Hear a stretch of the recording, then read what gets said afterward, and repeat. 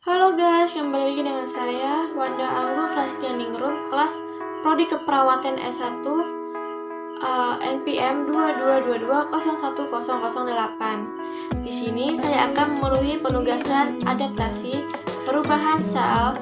Yang pertama, identifikasi dan bagian-bagian sel seperti gambar yang ada di samping. Itu yang pertama ada nukleus, yang kedua ada nukleolus, yang ketiga ribosom, keempat sitosol, yang kelima ada aparatus Golgi, yang keenam ada peroksistem, yang ketujuh mitokondria, yang kedelapan vakuola, yang sembilan sitoskeleton, 10 ribosom, 11 ada mikrotubulus, 12 membran plasma, yang 13 retikulum endoplasma kasar. Nah, lalu gambar yang kedua, identifikasi dan sebutkan proses adaptasi yang terjadi pada sel yang ada di gambar samping. Adalah atrofi, contoh kasus atau penyakit yang memungkinkan sel mengalami adaptasi seperti gambar di samping, yaitu atrofi otot kaki atau orang yang lumpuh, atrofi lemak, dan pada kelaparan. Kenapa saya bisa mengalami proses adaptasi tersebut?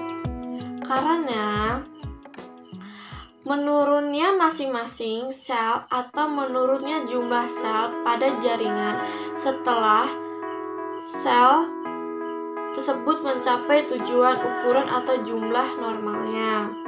Lalu gambar yang ketiga, adaptasi sel yang terjadi di bawah ini adalah hipertrofi. Contoh kasusnya atau penyakitnya memungkinkan usaha mengalami adaptasi sel seperti gambar di samping. Lalu tersebut pembesaran jantung atau antropologis dan meningkatkan massa otot pada atlet atau binaraga. Kenapa saya bisa mengalami proses adaptasi tersebut? Karena bertambahnya besar ukuran sel, bertambahnya pula jumlah ultrastruktur dalam sel bukan disebabkan karena bertambahnya cairan dalam sel tersebut. Lalu gambar yang keempat, adaptasi sel yang berada di bawah ini hiperplasia. Contoh kasus atau penyakitnya itu memungkinkan saat mengalami adaptasi seperti gambar di samping. Hiperplasia adalah kanker endometrium.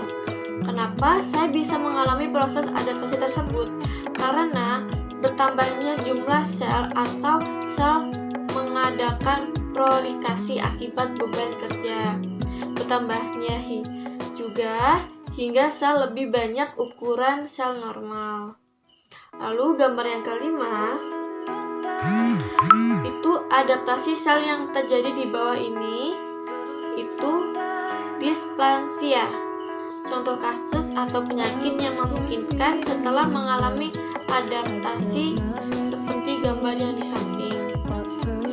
Displasia yaitu kanker seksis atau saluran pernafasan bronkitis. Kenapa sel bisa mengalami proses adaptasi tersebut?